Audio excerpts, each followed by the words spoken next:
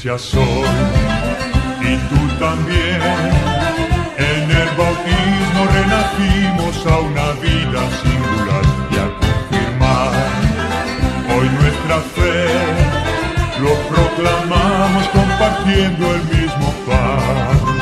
No vayas triste en soledad, ven con nosotros y verás a los... Amables oyentes, amigos y hermanos, tengan un día lleno de la bendición y del amor de Dios. Les saluda su pastor, amigo y hermano, Monseñor José Clavijo Méndez, obispo de Sincelejo. Este es su programa Palabras del Pastor, que se emite todos los días de lunes a viernes por su emisora Radio Piragua, la emisora diocesana de Sucre, en estos horarios de 5 de la mañana, 11 de la mañana y 6 de la tarde, con posibilidad de encontrarlos también en la página www.diocesisdesincelejo.org. Una cordial bienvenida a nuestro programa en este día final del mes de las misiones. Hoy 30 de octubre, martes de la semana 30 del tiempo ordinario. Nuevamente el profeta Isaías es quien nos presta sus palabras en los versículos 1 al 6 del libro de sus profecías. En este cántico, júbilo del pueblo redimido. Te doy gracias, Señor, de todo corazón. Se trata de un canto de alegría de la liturgia de la mañana. Constituye una especie de culminación de algunas páginas del libro de Isaías que se han hecho célebres por su lectura mesiánica. Se trata de los capítulos 6 al 12, que suelen denominarse el libro del Emmanuel. En efecto, en el centro de estos oráculos proféticos resalta la figura de un soberano que, aún formando parte de la histórica dinastía davídica, tiene perfiles transfigurados y recibe títulos gloriosos: consejero maravilloso, Dios fuerte, Padre sempiterno, príncipe de la paz. La figura concreta del rey de Judá que Isaías promete como hijo y sucesor de Ahaz, el soberano de entonces, que estaba muy lejos de los ideales davídicos, es el signo de una promesa mucho más elevada, la de un rey Mesías que realizará en plenitud el nombre del Emmanuel y será por tanto Dios con nosotros, convirtiéndose en la perfecta presencia divina en la historia humana. Así pues, es fácilmente comprensible que el Nuevo Testamento y el cristianismo hayan intuido en esta figura regia la fisonomía de Jesucristo, Hijo de Dios, hecho hombre, Dios en medio de los hombres, solidario con los hombres.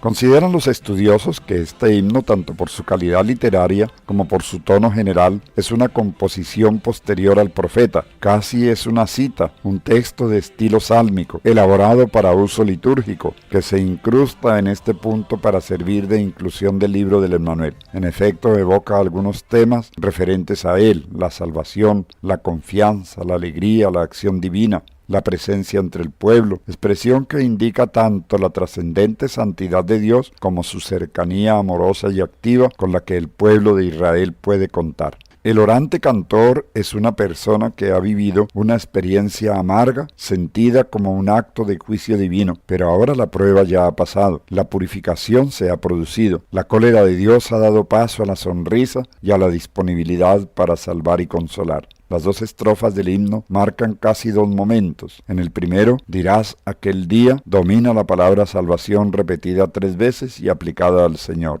Recordemos por lo demás que el nombre de Isaías, como el de Jesús, contiene la raíz del verbo hebreo ilsa, que alude a la salvación. Por eso nuestro orante tiene la certeza inquebrantable de que en la raíz de la liberación y de la esperanza está la gracia divina.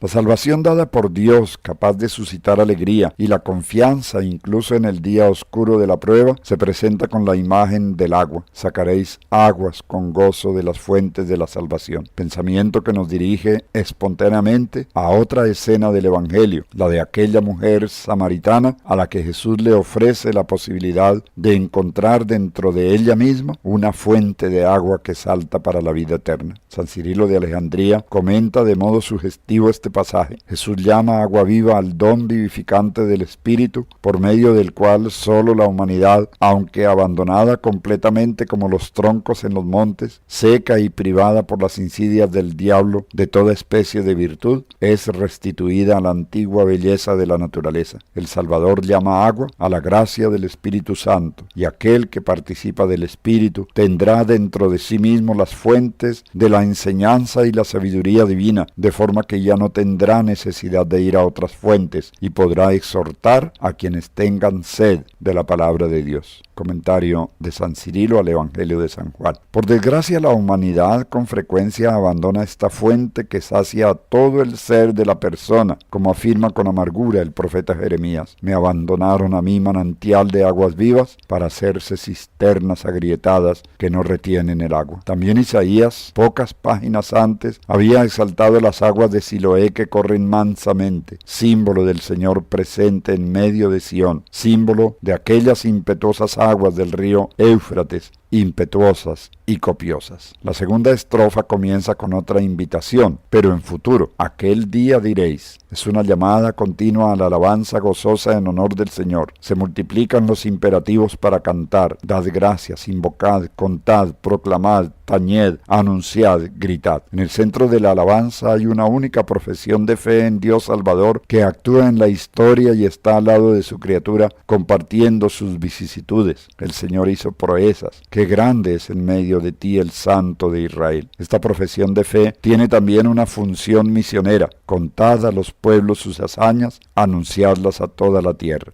La salvación que ha llegado debe ser testimoniada en el mundo, mes de las misiones, de forma que la humanidad entera acuda a esas fuentes de paz, de alegría y de libertad. Les invito a orar con este cántico del profeta Isaías.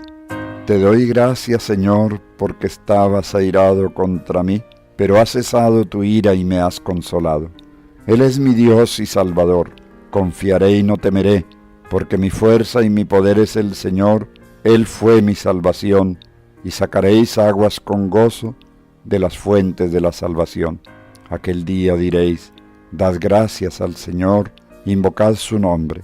Contad a los pueblos sus hazañas.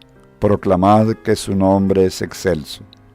Tañed para el Señor que hizo proezas, anunciadlas a toda la tierra. Gritad jubilosos habitantes de Sión, qué grande es en medio de ti el Santo de Israel. Gloria al Padre, y al Hijo, y al Espíritu Santo, como era en el principio, ahora y siempre, por los siglos de los siglos. Amén.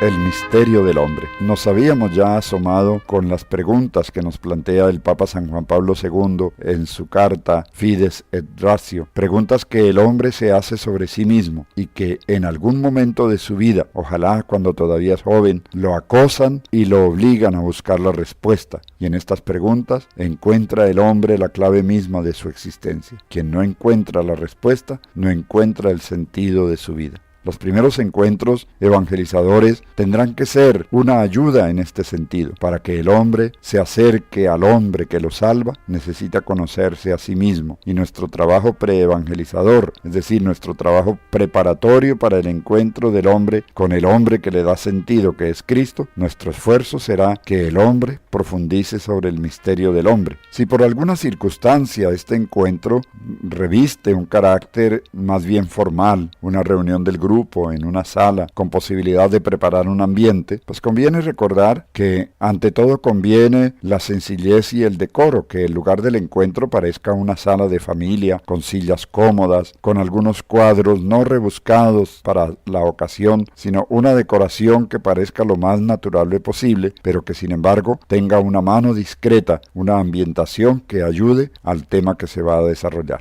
En cuanto al clima, una vez iniciada la reunión, ha de ser un clima de fraternidad, de serena alegría, de espontánea conversación, en el que se da la bienvenida a los que participan. Si es la primera reunión que se va a tener con un grupo al que todavía no conocemos, hay que asegurarse que todos se presenten, no necesariamente de modo somero, sino ojalá dando tiempo a cada uno para que diga lo que tiene que decir de sí mismo, sus expectativas, lo que hace, a lo que aspira, etc. Y que a raíz de este encuentro de conocimiento se susciten diálogos previos entre los participantes. Aún si llegara el caso que se anima tanto este primer encuentro que rompe el hielo y no se desarrolla ningún tema, no pasa nada. Se termina el encuentro y se cita a un próximo encuentro que podría ser ya mucho más formal. Quien está a cargo del encuentro se presenta más ampliamente y presenta la parroquia de la cual es miembro y que lo ha enviado para comenzar con ellos estos encuentros en los que la parroquia quiere comunicar lo que es propiamente su misión, la misión de la Iglesia, a aquellos que sienten alguna atracción por profundizar más en lo que es la Iglesia, en lo que hace, qué significa ser cristiano, etc. Este día podría ser conveniente, dentro del encuentro, servir un café, un jugo, unas galletas y un compartir discreto, incluso pobre, por lo menos austero, pero no es necesario. Si el encuentro es bastante formal, puesto que también las personas esperan que es la Iglesia la que invita, no está mal dedicar un tiempo a una oración apropiada para un primer encuentro de romper el hielo. Cuidémonos mucho, especialmente porque puede haber catequistas demasiado piadosos. Eso está bien para un cristiano que ya ha llegado a un cierto nivel de formación, pero recuerde que está frente a un grupo de personas que apenas si está sintiendo alguna curiosidad por la vida cristiana. Por eso la oración tiene que ser hecha de acuerdo a estas circunstancias. Tal vez sea mucho más para fijarse en un cuadro escogido que decora el lugar, contemplar lo que allí hay y tratar de pensar en el misterio del hombre y pedirle a aquel que inventó al hombre, que lo hizo, que nos revele las dinámicas profundas que él quiso imprimirle a su obra. Y tal vez con esto bastaría, pero eso dependerá más que todo del discernimiento que haga quien tiene la responsabilidad del encuentro. En el anuncio, como les decía en otro momento, pues sí, tenemos una cantidad de elementos, de materiales. ¿Qué elementos de todos esos fundamentales podrían servirnos para un primer encuentro? Vamos entonces a presentar algunos, los que nos permitan en el lapso de tiempo que tenemos mencionar y tratar de describir con un pequeño párrafo. Un tema es el mundo en el que vivimos, asomarse a la realidad del mundo en el que estamos viviendo. La inconsistencia de un mundo en donde la verdad se oculta y la mentira se erige galopante para determinar la vida y el futuro de muchos hombres y mujeres, en donde querer ser buenos no es un aliciente, ya que vemos premiados con el poder y el prestigio a quienes recurren a la violencia, al engaño, a la deshonestidad, a los vivos, a los que no desaprovechan el papayazo. Un mundo en el que no se siente dolor por el hermano que sufre, por el venezolano que huye de su país, por aquel al que han despojado de sus tierras y han desplazado por las malas, sin nada, y que llega a un lugar como un don nadie a quien todo el mundo le teme porque no lo conoce. Un mundo en el que el criterio moral de acción propio de la gente de bien ha desaparecido, en donde la competencia entre seres humanos es el único instinto que mueve a una supervivencia que se basa en el aplastamiento de los fuertes hacia los débiles. Y estos últimos parecería que se conforman a su propia situación de inferioridad sin plantearse si eso es lo que Dios quiere o lo que el mundo y la evolución del tiempo actual justifican. Parecería que ya no existe ninguna verdad, ni la verdad con mayúscula, sino que se trata de un mundo en el cual se ha perdido la guerra contra una diversidad de matices y colores, con una serie de verdades individuales o grupales de gente apasionada que defienden con ahínco su pedazo de verdad, tomando prestadas y a veces robando las banderas de libertad, tolerancia, inclusión, o vistiendo uniformes de colores de religión, política, laicismo, individualismo. Un mundo realmente complejo, lleno de conquistas humanas y al mismo tiempo tan injusto con los débiles, en el que vale la pena preguntarse, ¿qué hacemos aquí? ¿Por qué el mundo es así? ¿Cuál es nuestra responsabilidad con un mundo así? ¿Hacia dónde levantar la mirada con alguna certeza? ¿Qué sentido tiene nuestra presencia en este mundo? Otro tema, las decisiones que tomamos. Los grandes desequilibrios que afectan y fatigan nuestro mundo moderno encuentran sus raíces verdaderas en los también grandes desequilibrios que afectan lo profundo de nuestro corazón humano. Cuando somos sinceros con nosotros mismos nos percatamos de que la verdadera fuente de los desequilibrios de nuestro mundo no están fuera, sino dentro de nosotros. La perplejidad ante ciertas situaciones que exigen una respuesta de nuestra vida nos lleva en ocasiones a cometer profundos y aparentemente insalvables errores. Lo que cada uno de nosotros hace u omite hacer afecta en profundidad nuestro equilibrio moral y social, y aunque en la teoría es posible que uno pretenda ser indiferente, en la práctica la indiferencia es ya una decisión que nos pone en uno de los bandos, ya sea entre los que nunca hablan y soportan o entre los culpables de errores e injusticias que se difunden como si fueran la verdad. Es una verdad innegable que nuestra existencia individual se debate constantemente entre decisiones que comprometen todo lo que somos y creemos. ¿Cómo actuaríamos si golpeara a la puerta de nuestra casa una enfermedad que comprometiera nuestra vida, nuestro futuro y la de nuestros seres que amamos? Si nos viéramos en la disyuntiva de escoger entre un ascenso en nuestro trabajo a costa de un fraude oculto en el que nosotros guardaremos silencio o la integridad de un actuar honesto, ¿cuál sería nuestro proceder? Si uno de nuestros hijos nos confesara estar sumergido en el mundo de las drogas, ¿cómo reaccionaríamos? O si nos ofrecieran todo el dinero que necesitamos para pagar el tratamiento médico de uno de nuestros hijos a cambio de cometer un delito o de comprometer nuestra integridad moral, ¿cómo actuaríamos? Cualquiera de las situaciones de las que vemos en los titulares de las noticias pueden tocar también nuestras puertas, y es por eso que cada uno de nosotros necesita descubrir en dónde radica el sentido profundo de nuestra propia existencia en este mundo, y cuál es el norte adecuado en el cual también anclar nuestras propias decisiones. Hacer un alto en el camino, otro tema. Pensar, reflexionar, confrontar profundamente nuestra existencia con lo que sucede en el mundo. Mirar hacia el interior de nosotros mismos y cuestionar lo que fuimos, lo que somos e incluso lo que seremos. Descubrir nuestras limitaciones y percatarnos de nuestros alcances. Son opciones entre las que podemos escoger para no ser indiferentes ante lo que sucede alrededor nuestro y para descubrir nuestro papel en el mundo. Existimos nosotros y solo nosotros. Sin embargo, pudieron ser otros. ¿Somos acaso fruto del azar o de una decisión, de un diseño inteligente? Si somos parte de una historia por la cual muchos otros ya han pasado antes que nosotros, ¿tenemos realmente algo de especiales? ¿Cuál es nuestro papel en el devenir de la historia de nuestro tiempo? Las múltiples respuestas a estos interrogantes determinan de una manera u otra el sentido que le demos a nuestra existencia en este mundo. Como lo afirma el Concilio Vaticano II,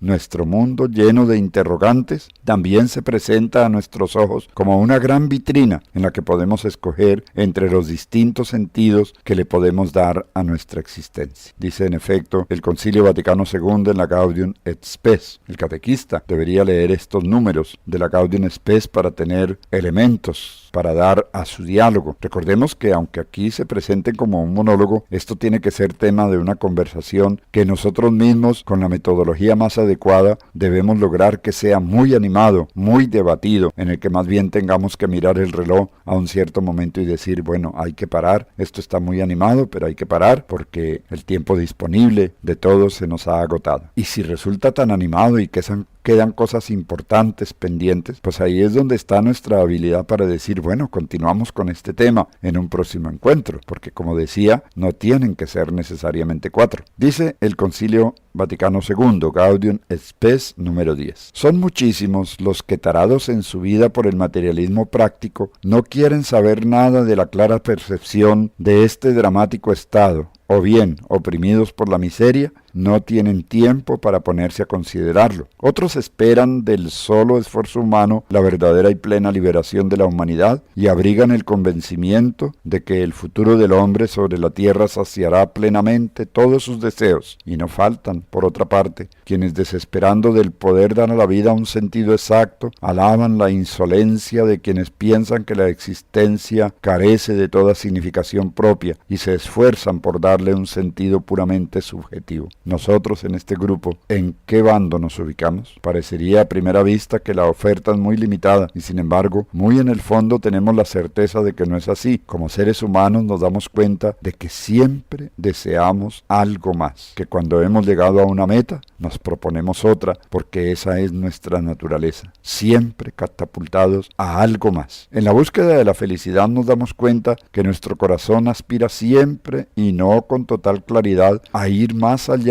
de lo que aparece ante nuestros ojos, para bien o para mal, como posibilidad de elección para determinar el rumbo definitivo de nuestra vida. Nos negamos a creer que existan preguntas que no tengan respuesta, y la obstinación que vive en nuestro interior nos empuja a buscar azarosamente aquello que nos puede dar el sentido último que determina lo que somos y hacemos. Somos, en el fondo, incesantes buscadores de la verdad, inconformes con las conclusiones a las que llegamos, cuestionadores de lo obvio o de lo aparentemente obvio. Ese grupo que siempre quiere más y que no se conforma con poco. Compartimos los interrogantes más profundos de la humanidad de todos los tiempos, humanidad que nos describe este mismo número del Concilio Vaticano II en la Gaudium et Spes. Sin embargo, dice el concilio, ante la actual evolución del mundo son cada día más numerosos los que se plantean o los que acometen con nueva penetración de cuestiones más fundamentales. ¿Qué es el hombre? ¿Cuál es el sentido del dolor, del sufrimiento, del mal, de la muerte, que a pesar de tantos progresos hechos subsisten todavía? ¿Cómo es que, habiendo llegado a un tan elevado concepto de la paz y del progreso, nos encontramos con un mundo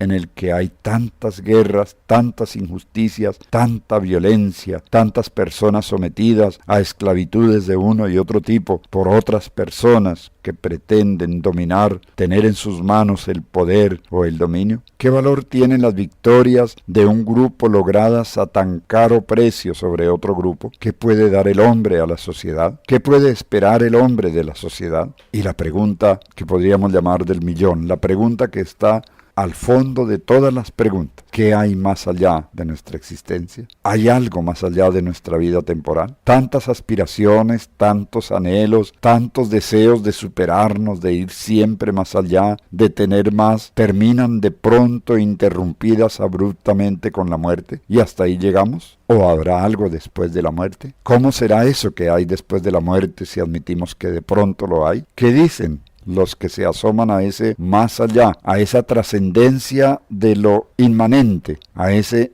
ir más a lo profundo o más a lo extenso e infinito? Es una gran posibilidad para el hombre y no hay que despreciarla simplemente por un prejuicio en el que se dice de una manera dogmática: no hay nada más y punto. Porque si alguien se atreve a cuestionar esa frase es porque sí puede haber algo más y no podemos cerrarnos a que así sea. Este es el hombre, esta es su problemática, estas son sus angustias. Valdría la pena, una vez que redondeemos el tema, hacernos algunas preguntas y dejarnos algunas preguntas como para tener un recuento en algún próximo encuentro. Por ejemplo, ¿qué es lo que más nos llama la atención de lo que hemos debatido y por qué? Ya me había hecho en alguna ocasión estas u otras preguntas. Ya había intentado darle respuesta. ¿Ha añadido algo nuevo a esas respuestas el encuentro de hoy? Como compromiso de este encuentro puede quedar que cada uno de nosotros, los que hemos participado en él, vamos a profundizar todavía mucho más. Vamos a sacar y a robarnos espacios de silencio en algunos de los días de nuestras jornadas hasta el próximo encuentro para profundizar en algunas de estas preguntas y tratar de ir más allá, tratar de resolver esa pregunta universal: ¿quién soy yo realmente?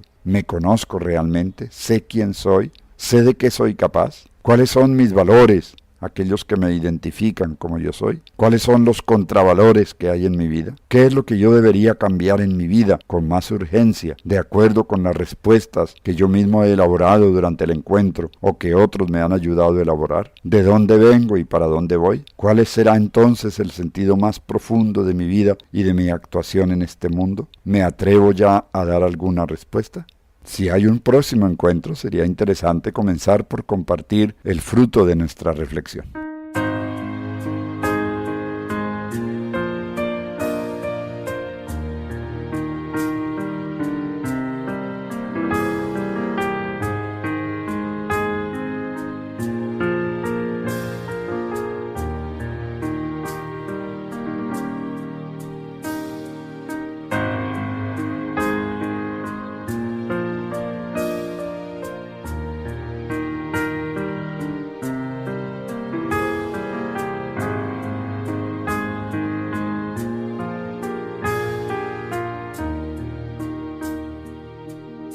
por ahora nosotros, los que estamos aquí en la radio, nos trasladamos de aquel escenario virtual del primer encuentro con el grupo de evangelizandos, nos trasladamos de nuevo a la radio para concluir nuestro encuentro de hoy. Oremos. Padre nuestro, que estás en el cielo, santificado sea tu nombre. Venga a nosotros tu reino. Hágase tu voluntad en la tierra como en el cielo. Danos hoy nuestro pan de cada día. Perdona nuestras ofensas, como también nosotros perdonamos a los que nos ofenden. No nos dejes caer en la tentación y líbranos del mal. Amén. Oremos.